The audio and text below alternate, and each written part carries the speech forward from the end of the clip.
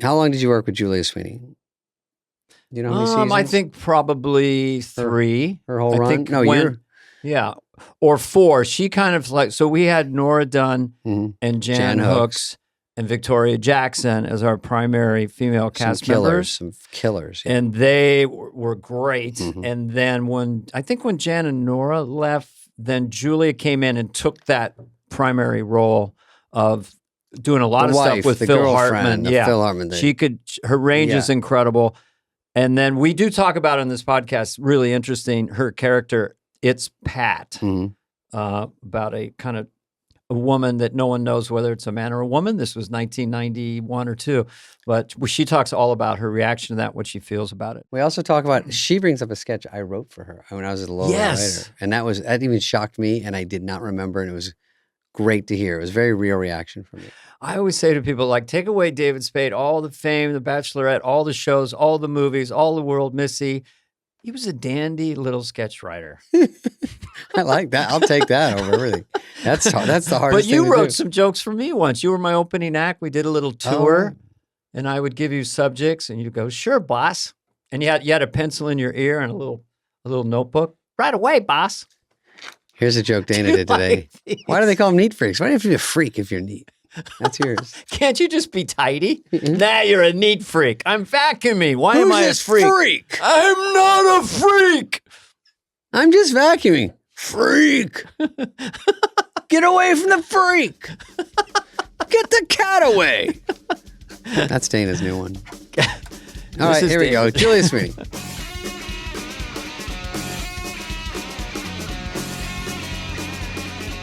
So you were saying about religion. Oh, yeah. You've done 2 or 3 one-woman shows based on... Well, really just one. Letting Go of God was the... Yeah, that's the religion one. The other ones are other things. God said, ha. Yeah, I got it. But so you're an atheist. Yes, although I really... It sounds so negative, but it's just atheist. Yes, well, no, because to American ears, atheist sounds like... I hate puppies and flowers.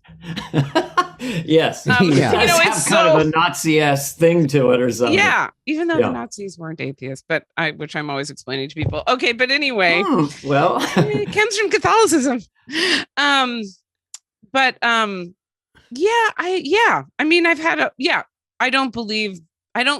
me put it this way. I don't live my life under the assumption that there's a deity watching what I do. Right. I guess that makes me an atheist. Yeah. I guess, I don't know what, I keep coming back to this, like, I can't comprehend infinity, that there was no beginning or end to this, whatever, why do things exist?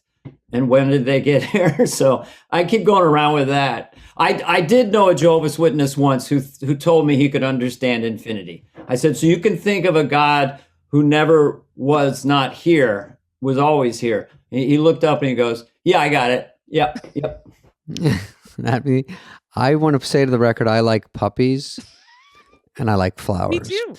I think, Julia, what people it hits the ear like, if you don't believe in that, then you don't believe what we believe is that created those things. So you're against everything. Is that kind of what the vibe is? Yeah, that's it. And it's like I used to think I could, I don't know what I thought. I guess I thought doing my show, I would change people's mind. I wasn't doing it to change people's mind. Actually, the reason I did the show is because for me, it was a huge, the philosophical transformation. I wasn't particularly religious before. So it was about age 40 that this happened. Well, I was religious. I wanted to be a nun in high school. I was completely committed Catholic, but I let it kind of go away.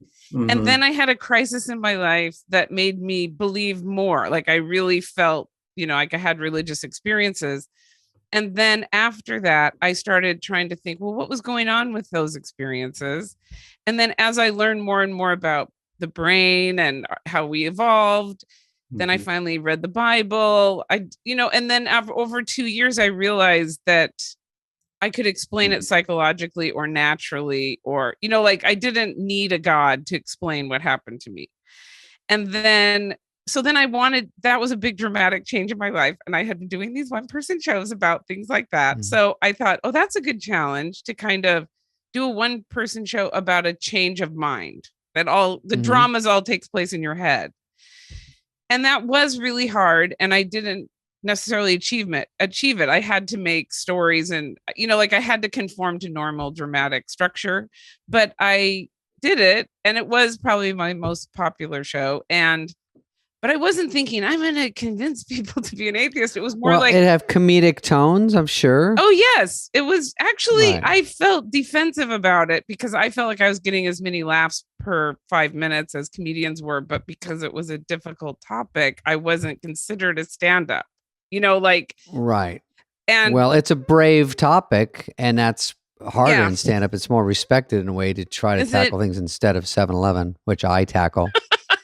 I watched about 12 minutes of it. I thought it was really charming, and the way you walked yourself into it was very disarming for the audience. But yeah, did I ever believe in a magic God and all that stuff? No, I'm with you on that. I mean, I never bought it, and no one bought it in the Lutheran Church. Even the pastors, you could tell. Oh, sure. I fully believe now that no one really believes it. I mean, like, I think it's just about tribalism and history and affection for the ritual and affection for the way of life.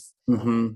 And so it almost is like it was useless to try to argue rationally with someone about it. It isn't a rational choice. It's usually you're born into it, or you have an emotional thing that makes you join something because it helps your life.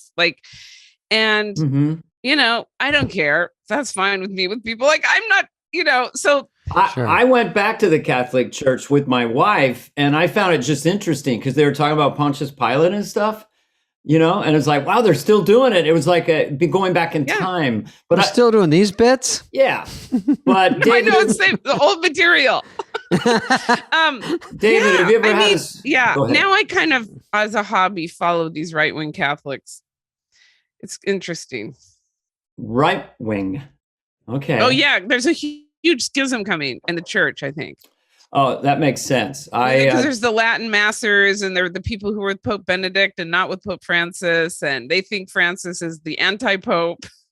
Did you say Pope Benedict or Pope Wanadic? Good night. Sorry. Okay.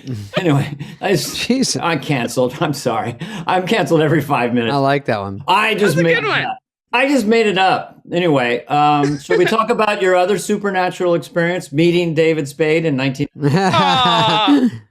Julia, when you got... My question for Julia is, and then we're going to get to me and Julia, of course. I think you came from Groundlings, so when that happens, and you can explain how it happens, is there any jealousy when someone gets plucked out of Groundlings? Well, it's so funny. I think I was so naive. I didn't think anyone was jealous of me, and I wasn't jealous of other people. But now I understand that most people get really jealous of those things. I mean, so I was just kind of oblivious about it towards me, and the people who got on before me, like Phil Hartman and John Lovitz, who I only didn't know well, but I knew Phil a lot better than John. But I didn't feel jealous. I just thought, wow, that's so exciting. I didn't, but there's something wrong with me that I don't feel that way. I actually don't feel that way. I don't it's an feel innocence, that way. So, it's a nice innocence that you learn later, like, oh shit, they're mad at me because of this. Or I started to feel those tingles of jealousy at SNL, to be honest, and at I didn't SNL, really have that's it. Different of getting on it. Yeah, well, at Groundlings, everyone's good too, but SNL is just a whole nother level. Like going from college probably to. I mean, my experience at the Groundlings was all for one and one for all, and if someone gets something, we're all happy. And then at SNL, it took me a long time to understand how to be competitive. I didn't. It was really it's brutal. Yeah. I was really kind of a lamb fed to the sharks in certain ways, but I did adapt. Melanie Hutzel, we talked with recently, and she talked about. I love her, and she's so sweet and so Southern. And she talked about that the difference. The stand-ups were kind of trained to kill and destroy and elbow out, right? And it seemed like the Groundlings were sweeter and nicer overall. Oh wait, I mean, I'm sure I was naive, and I was. And frankly, I was succeeding so much, I didn't know.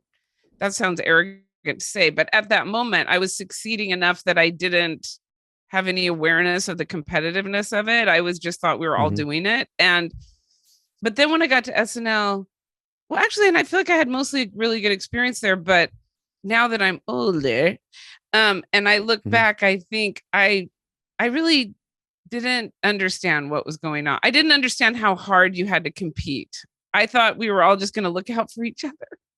Yeah, well, when Nora and Jen left and you came in, it seemed like you were very active initially. You were doing stuff before with I was Phil. beaten down. Well, you became the go-to wife. A solid utility. Yeah. You were just in every sketch in a sense. You and Phil had that sort of a lot of sketches together, right? And you were very active your first year. I mean, Jan was mostly his wife, but I was the B team wife. But then Jan left the show and there you were. And then you came in. Yeah, you were the alternative wife. Did you and Jan overlap a year and maybe Nora? Year. 1 year. Okay. A year, yeah. And Nora not at all? No, because I think I replaced her, if you think of it like that. Chased her out is what we call it. No, she quit. Sharp elbows, Sweeney. There was several shows she was not at. Sharp elbows. You got some sharp elbows, Sweeney. Yeah. Don't play it. But that's a good SNL book title. Yeah, sharp elbows.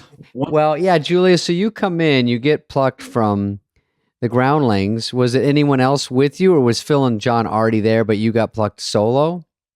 Yeah. And it was between me and Lisa Kudrow. Ooh, really? And when I got it, I thought, I hope Lisa gets something.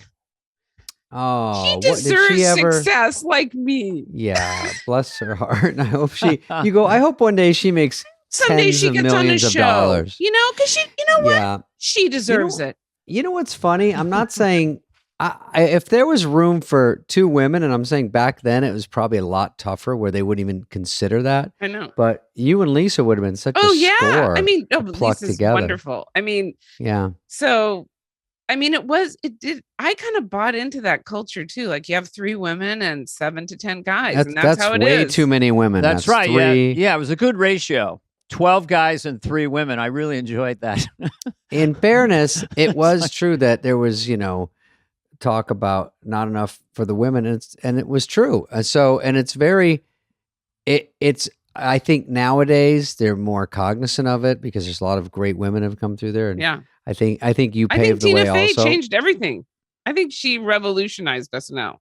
Yeah, and doing update and writing and like bringing women in and pointing out that there's no reason not to have the women. That if all the sketches are so male focused that there's only women as weird archetypes in sketches here and there, it's like you're never going to get the women used. You have to really change your whole point of view. And I wasn't there, and I don't even know Tina Fey, but I sense that there was a huge revolution took place. That was a good one.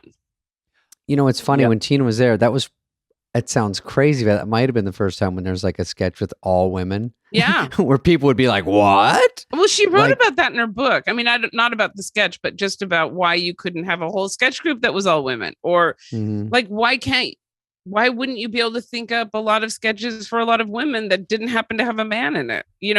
And I had that prejudice myself. Like, I really thought, oh yeah, you think of something for a guy to do. And then you think how you could come in, it took a long time for me to see how much the sexism was even in myself. Yeah. And that was sort of the way it was. We were all there around the same time. And I remember it was just the way it was thought, good or bad. It was just the way it was thought. Yeah. It's amazing how you don't even question certain things. Like, I thought of myself as a liberated, progressive person, and yet I didn't. I thought, oh yeah, we'll always be 3 women and 10 guys. Well, also Sarah Palin came in as a vice presidential candidate, so that was, and then Hillary later, so that gave 2 political parts that were, I don't know who you could do back then, really. I mean, Senator Feinstein, she was there. Oh, you did Chelsea. Did it say that that she had that rubbed somebody wrong? Yeah, Hillary. Oh, you did Chelsea. Okay. Chelsea Clinton and then Hillary wrote did not a letter like it. to Lauren. Oh, and then people were saying how unattractively I was playing Chelsea, and all I did was not wear makeup and put braces on. So I was like, if you say that, you're saying I'm unattractive, like, which maybe that's so, but it's that's like, I wasn't trying to play her unattractive. With all that prosthetics, you made her look horrible. You're like, I just washed my face. And then I walked in and put a Yeah, wig on. I just didn't wear makeup and put on braces. That was it. And a wig, a long wig, curly wig. But anyway, but I understood what Hillary was saying, especially now that I'm a parent. Sure. Like, it's like, yeah, fuck off, you know? I mean, don't play kids. I mean, that was wrong. She was right. That was wrong. What about when Farley played Official apology. who was the mayor, or was it whose kid did Farley play? They played him like such a moron, jumping all over his dad, and while he's giving a speech. Do you remember that? Yeah. Dana? Was it Phil? Was it Giuliani? I can't remember. Giuliani's. Yeah, it was Giuliani's 10-year-old boy, Andrew. Yeah. Yeah, and he would just wear a suit and grab and eats hamburgers. And yeah, if I would have been furious, of course, if you had to watch that as your own kid. Yeah. We did a lot of things that we couldn't do now. You know, I was in Lyle Bullup, the effeminate heterosexual. I know, but I can't. People mention that to me so often. I mean, people love that. That describes the type of person and behavior that is recognizable that hadn't been labeled yet. I mean, like that was, I mean, at least in a pop culture sense. So I feel like that, and I think that's true. That is true. There are people who are effeminate and heterosexual who are men. Yes. That's a true thing. I mean, like, right. I don't. When you slow it down, it sounds better. I don't see how people could be offended by it. Well, what I found out later that pained me was that I think it was the mixer in the booth.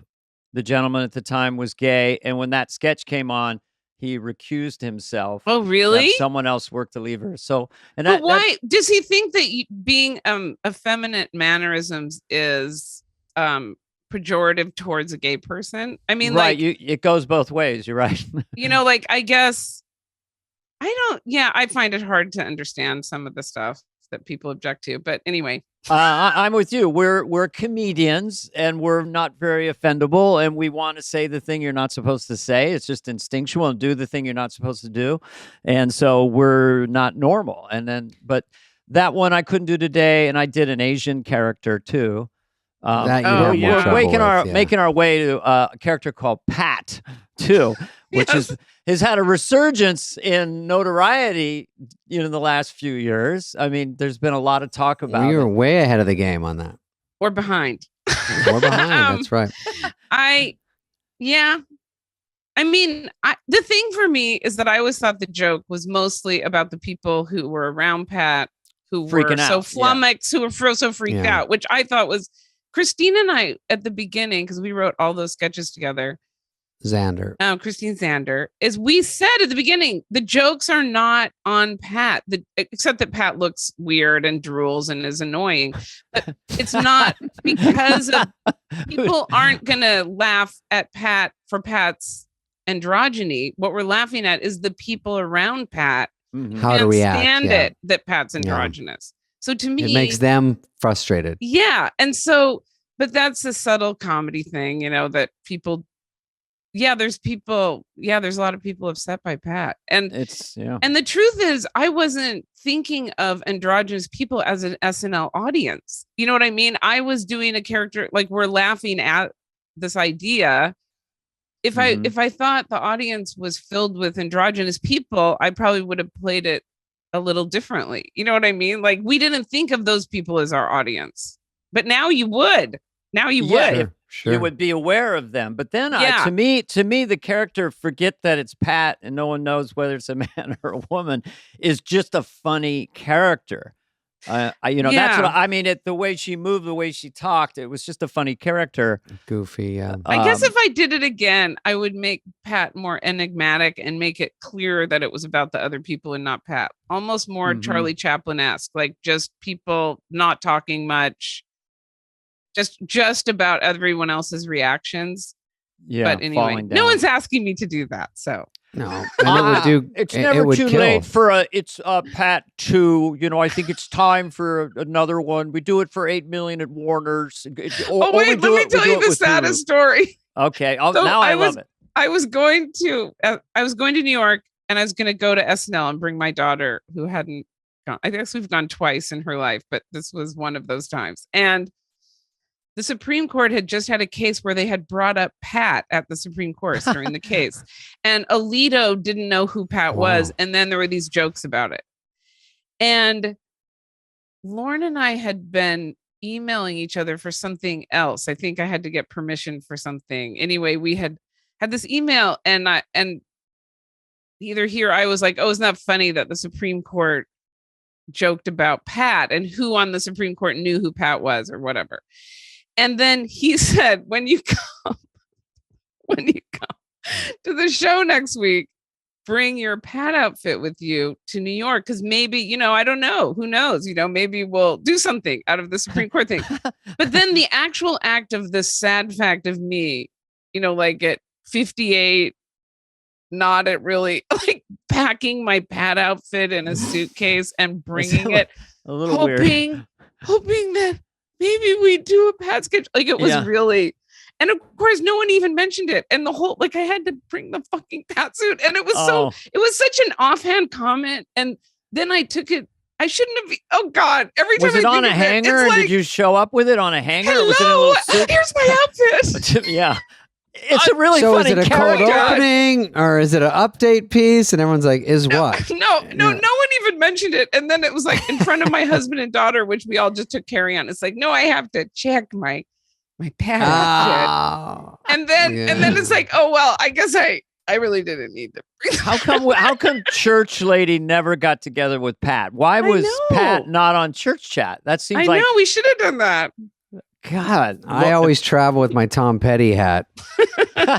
He did it no matter where I go. And the mutton chops, right? Pork chops, the little chops on the side. And just, you never know when someone is going to want it at a birthday party or something. Oh my God.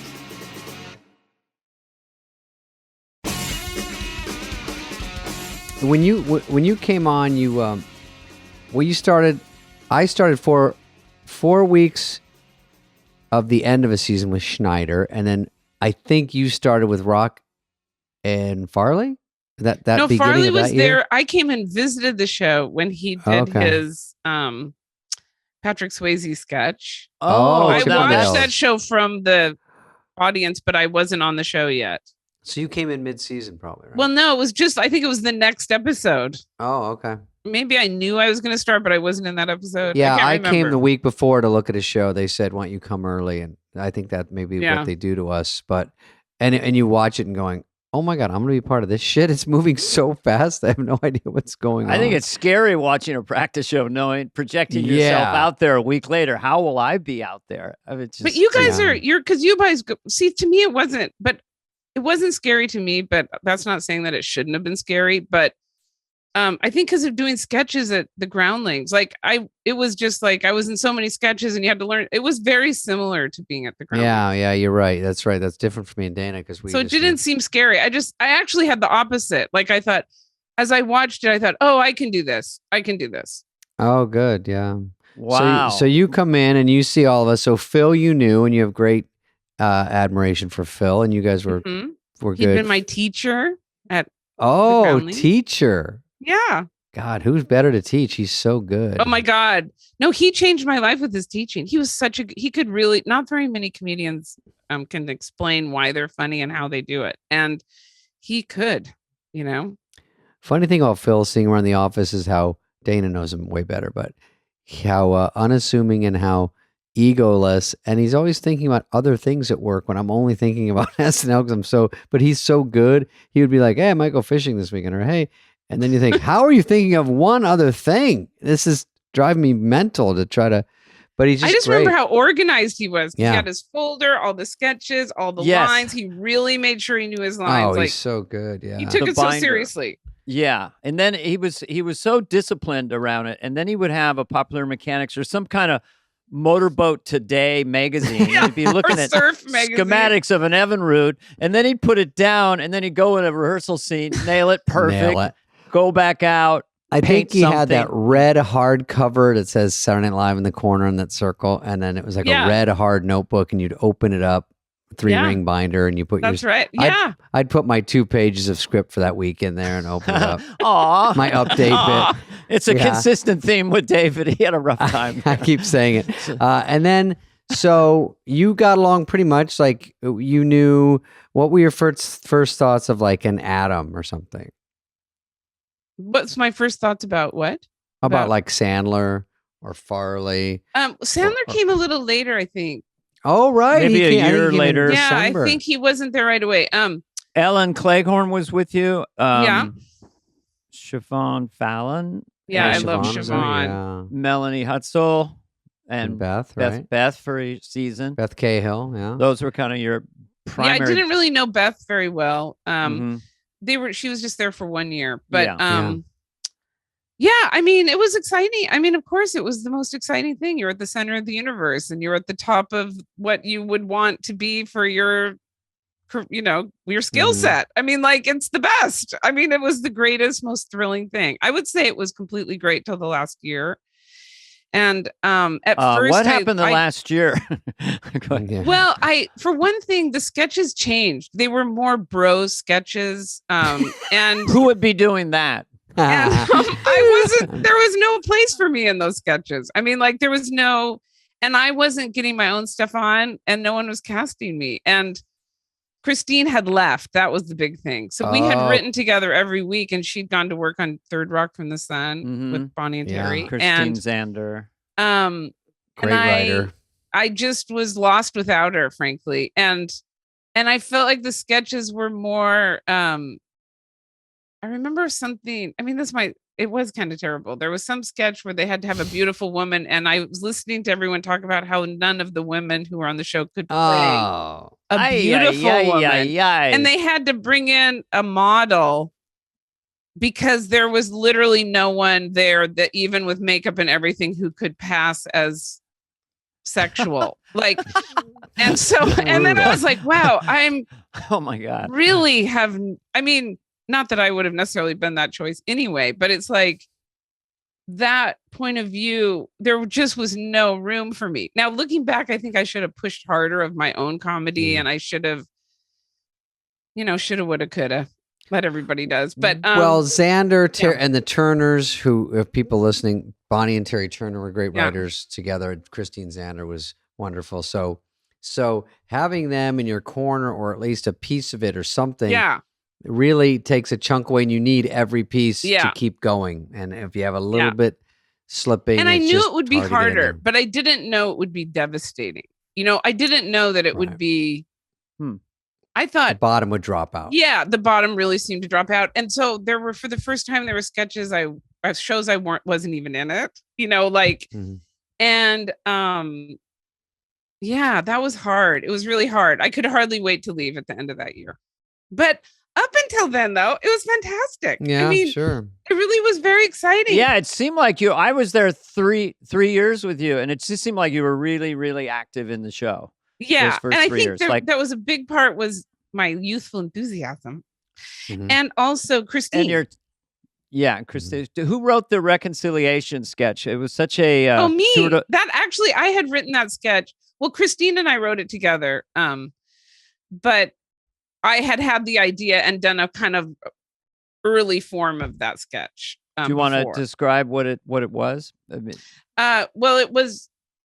Now I'm thinking, is that really true? Well, it's the one with Alec Baldwin plays the handsome priest. It was Alec Baldwin came on, and he's so handsome, and he's one of those guys who's handsome and funny, as you know, blah blah blah. Yes, and. I was telling Christine that in my Catholic high school, they had changed confession and they now called it reconciliation. And you looked at the priest in a room instead of going to a confessional. And that at our high school, I went to an all-girls Catholic high school, and the priest was Father Bowley. And he was so handsome that people would get so distracted telling them their sins. That's funny. They couldn't, he was so handsome. Father Baldwin. And then I would go in and start flirting with the priest, and then it was creepy and everything. And that I would start making up sins just to stay in the confessional, just so we could keep this conversation going. Yeah. And so we wrote that and Alec came in and wrote it with us. I mean, at least parts of it with us. And God, that was really fun. It was so much fun. Very, very funny. He was perfect casting. And then you played it beautifully. I mean, and then the best thing about that, we had written a line at the end because I'm like, I cheated on my diet, and he's like, well, that's not really a sin, and I'm like, oh, and then he goes, but I know what it's like to try to go on a diet. What did you cheat with? And I go, I ate a whole box of Oreos, and he says, oh, do you like to unscrew it and eat out the creamy center or something Right, like that. There you go. And then the standards and practices like, you can't say eat out the creamy center. We suggest you say lick out the creamy center. They always get it more pornographic. It's don't so they? funny. Every Like, time. Classic. Okay. Really? Yeah. Wow. Good. Can you Good. say go down on the Oreo? I think that would be better. Yeah. Exactly. That was funny. This is just a Catholic 20-second story. My wife and I were married in a Catholic church. The priest, we went to dinner with him, this and that. They usually have a few pops, you know what I mean? And my wife, Drinks. very pretty, 23 at the time, gets up, goes to the bathroom with her tight jeans. He looks and says, "If you don't marry her, I will." That was the priest. Good night. Wow. That's all I got. David? Julia, were you there when Alec?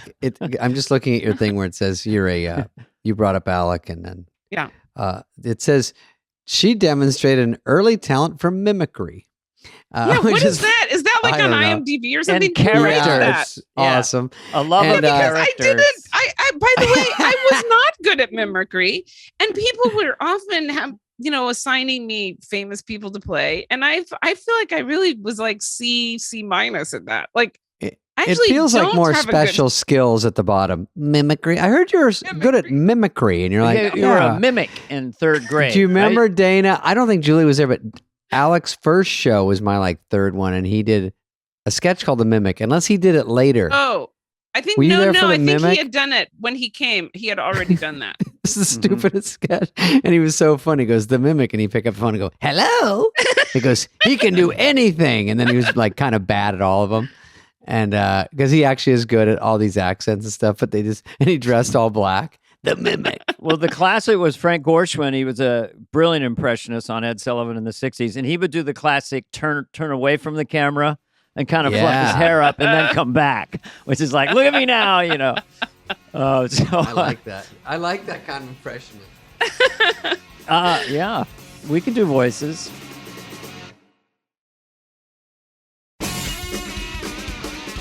So Dana, do you live in LA now, not in Mill Valley anymore? I was just in Mill Valley. The actual address is I was just there. We have the 1912 haunted house up there. And I've experienced, I don't know if I believe it, but poltergeists up there. What? And I told Dan Aykroyd about it, and he says, I got to get someone in there to check it out. It's in one particular sir. Fair enough, bedroom. sir. And at night, I would hear white noise because my son had moved out of that bedroom and moved in with his brother because he felt, and I would hear white noise because there was a portable radio there. So I would walk in, and then the white noise would stop. All that. And it happened, a couple times a year, and I saw some things. Anyway, I'm in LA. I happen to Terrifying. know the top Yeah. paranormal debunker in the United States. If you're interested. I don't necessarily believe in it. I've had the nightmare where you feel a pressure on your chest, even though you're in a waking dream state.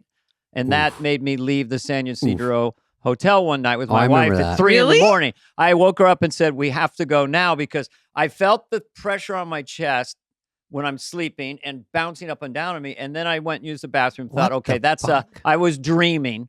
Then I laid back down and I felt like I was awake as I am right now.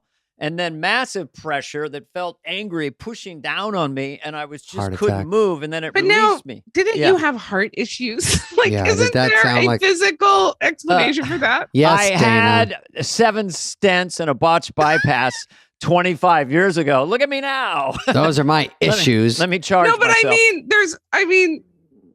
There's always You a thought it could be natural that. explanation. Oh, by the way, Well, Julia, I nightmare. know a paranormal bunker. They should meet your debunker.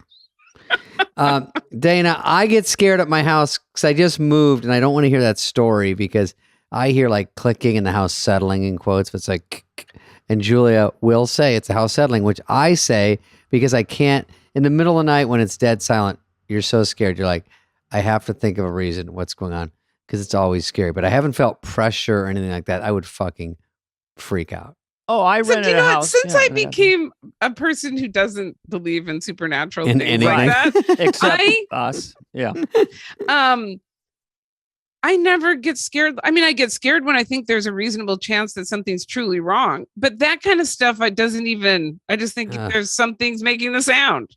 Yeah, I'm not frightened of it at all. Because I never got hurt. It just flipped me out the first time. But I don't know if I said this, but Mike Myers, who kind of read the encyclopedia as a 5-year-old, nightmare is from the word, it's some medieval Latin prefix for a mare, and i.e. a horse feels like it's laying on top of you, and it's just a waking dream state. I read about it in the New York Times. The brain disconnects. David, you're fine. I mean, that scared me, and I've never heard about the horse part, but I like it. Julia, you were in Coneheads. No, you were in Coneheads, weren't you? That was sort of a sign. Wasn't it, or no? You weren't in Coneheads? I remember thinking I'm playing the principal and Chris Farley's playing a high school student, and we're only like 4 years apart in age. That tells you a lot about showbiz. Yeah, that was fun. I don't remember that much about it. Yeah, I was in it too. Believe me, we were all in it. I think Lauren just said, David, you'll be reporting to Coneheads. And I was like, oh, yes, sir. Yeah, I think it was something like, it was like you just were told that you were going. But David, you know what I remember is that sketch you wrote, not necessarily for me, but I got to be the main comedy driver of it. I always bring that up in the sketch. Remember the sketch where I go on the date and I just keep ordering expensive food, and then I start talking about how I'm not going to put out. And he's trying to push me towards the cheaper food. Do you remember that? I don't. That's hilarious. No, and you came to me and said, I have this idea for you. I'm going to write the sketch. And it was, wow. I'm forgetting who the guy was. But it was some handsome guy. And the whole thing was like me, like, oh, I'm so happy to be on the stage. Oh, lobster and steak. That's what I'm going to get. And then it's like, I just want to tell you that I don't ever have sex with anyone for a year. And then it kind of goes, it wasn't that obvious, but it was really well written. And when people say, those guys at SNL, they were so, together and not, really into the women that much. I say, David Spade wrote a sketch for me. That was one of the best things I ever did. That's so great. I love that. And he wasn't even in it. He just wrote it. I can't believe, it was a very loving thing to do. I don't know how much it meant about me, but I took it as a very you probably performed it great because you I know you were good. I knew you're good, you do. And it's fun to have a sketch, and you probably had the host in there, but when you get the funny parts, because it's really hard. Because usually you're not getting to be the driver of the comedy, and that this character was. It was really the host was kind of just reacting to me, and you had just written it, and it was just the most wonderful gift. It was just an incredible thing. I bring that up at least once a month. I'm telling people that. And David Spade, that's so nice. And David doesn't remember. That's the most baffling part. Of the sketches I wrote, I didn't write that many. That's crazy. Yeah. Well, thank you, and I'm glad you did it, and I'm glad you remember it and say it. That's great.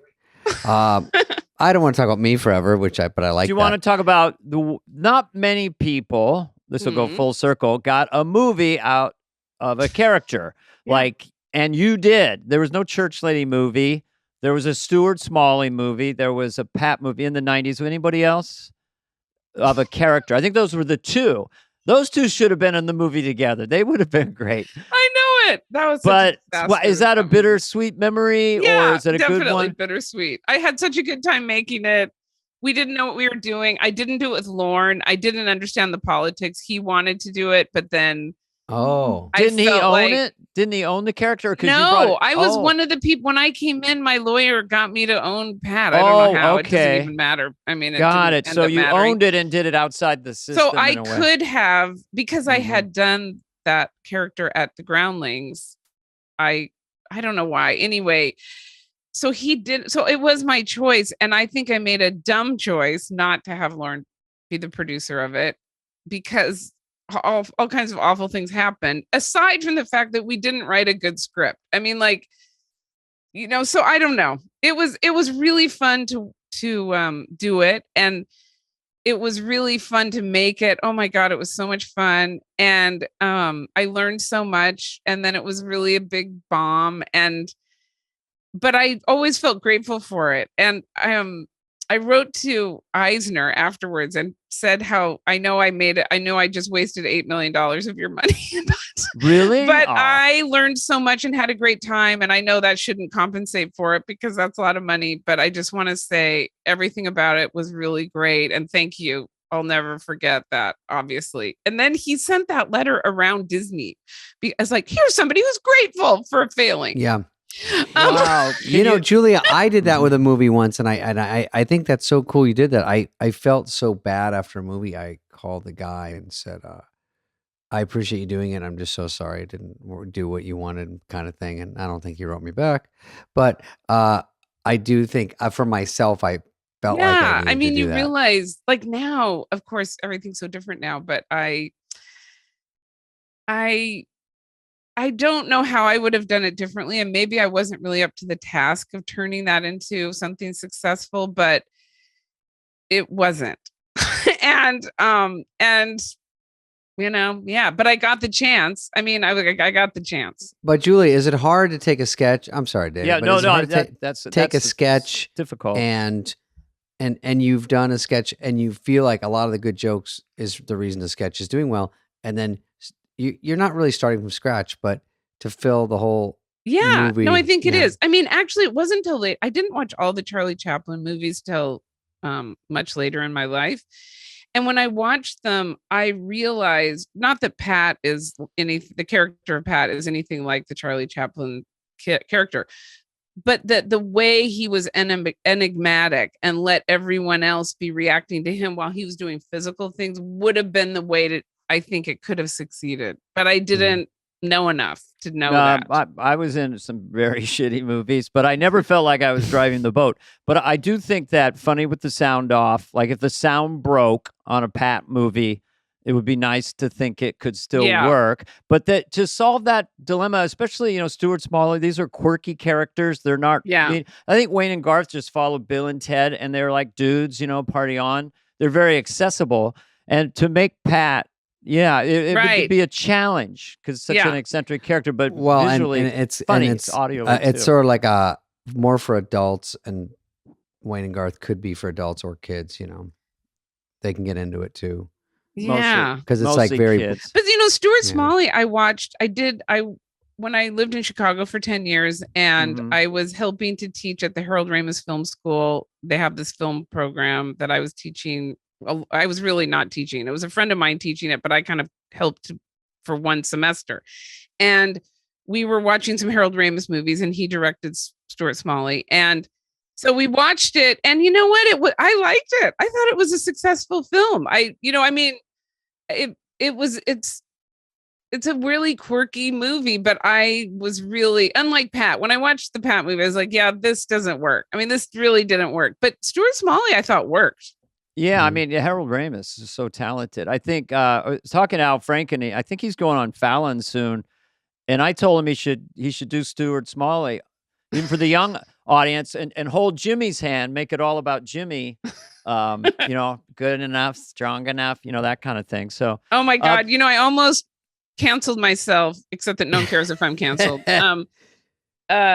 Because after Al Franken's debacle and demise from the Senate, I was so angry and upset. I was so angry I couldn't sleep for a month. I was so angry. And then I wrote a one-person show about it and did it for like 5 Saturdays at the Groundling Small Theater until people came up and said, Julia, first of all, this isn't even funny in any way. It was just me. I went through all the allegations. Allegation number 4. You know, like I was crazed with anger at how the Me Too movement had been twisted up in the worst possible way to go after this great guy, in my opinion. And I was so angry, you guys. And then I had somebody come and say, you know, you'll never work again if you open this show. Because it's really just, even though I'm a Me Too supporter, but when it came to Al Franken, I just could see how all that shit went down. And it was bullshit. And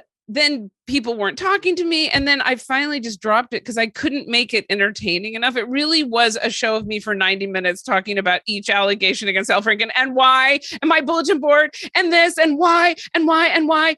And I had to stop it. But I think that's when I really went over on the other side of the culture. Because I felt like, okay, I'm so angry about this. It's so unfair. And yet the culture is, you know, I'm not I can't influence the culture and I'm just going to wreck my own career and health over it. So I kind of just dropped it. And then I also realized I didn't really have the standing for anyone to care about it, what I thought about it. So I couldn't really even help him. And then later I finally saw El Franken, and then I realized he didn't really care if I was doing that either. I was like, oh, I've just been doing a 1-person show about you. And he's like, oh, thanks. You don't have to. It's kind of scary because if someone from high school said I looked at him wrong in 1973 or something, exactly. It's just like, whoa. I mean, there's the big players. We don't have to name them, where it's pretty obvious. Yeah, and exactly. There's a lot of people that maybe behaved a little boorishly or something, but to be canceled for life is just a bit much for. No, that was really, anyway, I didn't mean to take us into sad territory, but that was really, really, really just fucking got my goat. I just couldn't believe it. I couldn't believe it. And I couldn't think of anything else. And it took a long time to just accept that's how life goes in an unfair way sometimes for some people. And that's how it's always been. I mean, like, not for everyone, obviously not for everyone, but sometimes you're at the wrong place at the wrong time. I kept thinking it's almost like there was a huge pile up on the road and Al Franken was driving on the outside of the road and his fender caught it and he just caught up in it. One thing about Al, you can rest assured he's very resilient, obviously, and a tough character. Yeah. No. When I saw him, he was already had a million ideas. Yeah. Yeah.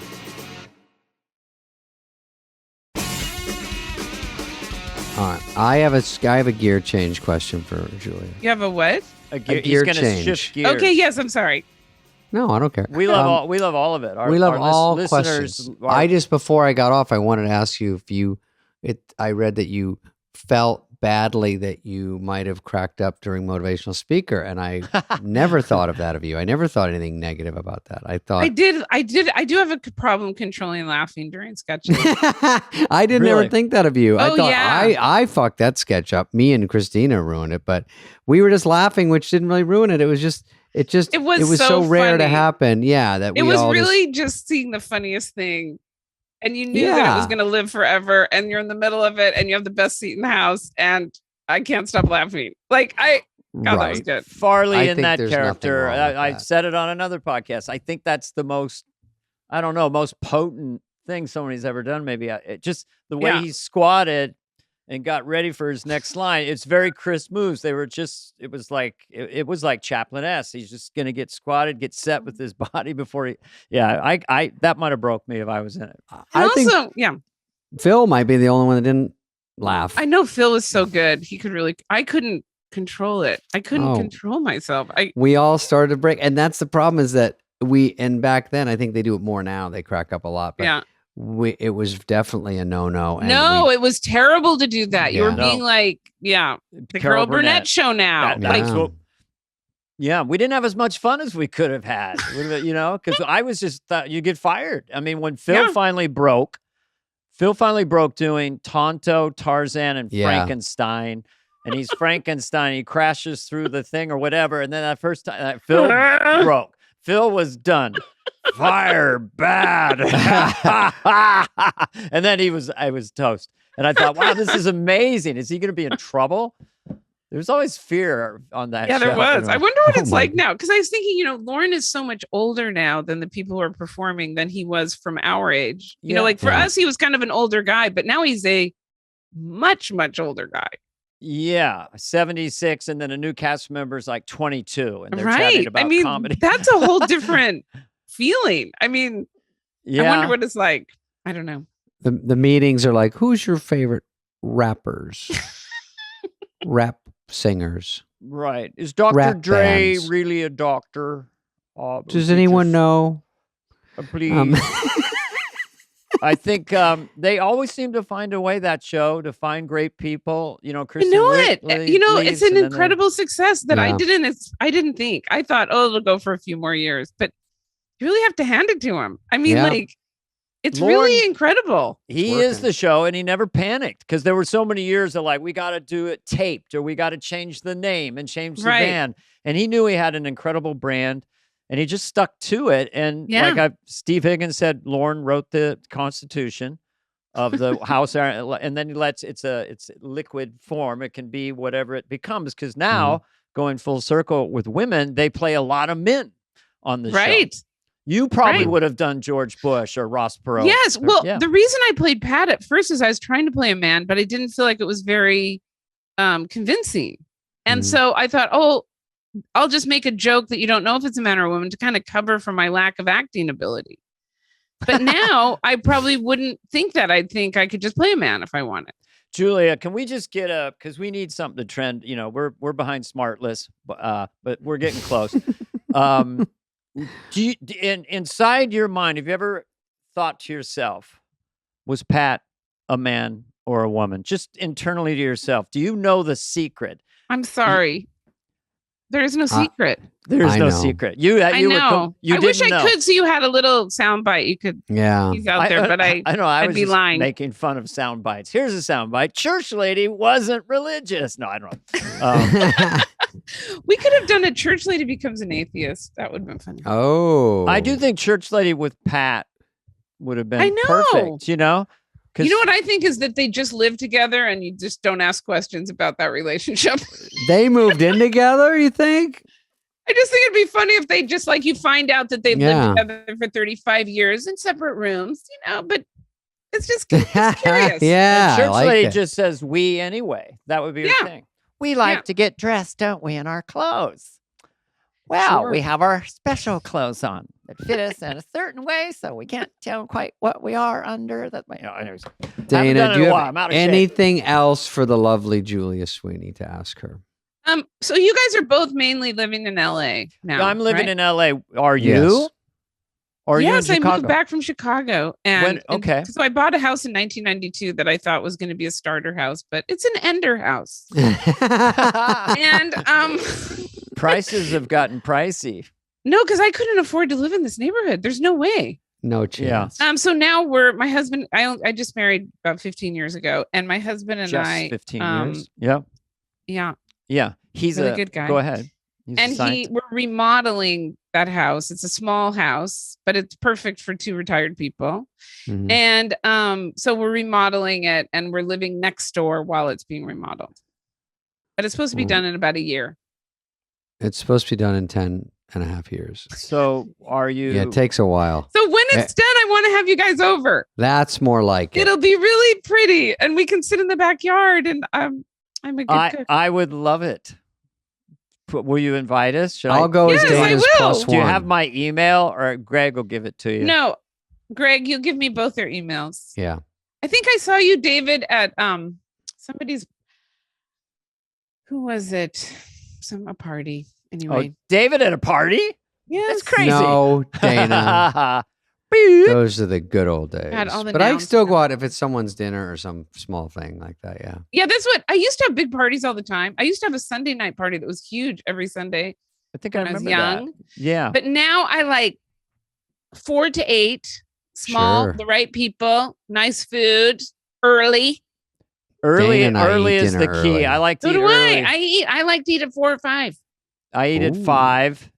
And so I would have an adult beverage. We're on the same page. Yes. Early, fun, maybe Sunday, 4 to 8. Boom, get in, get out.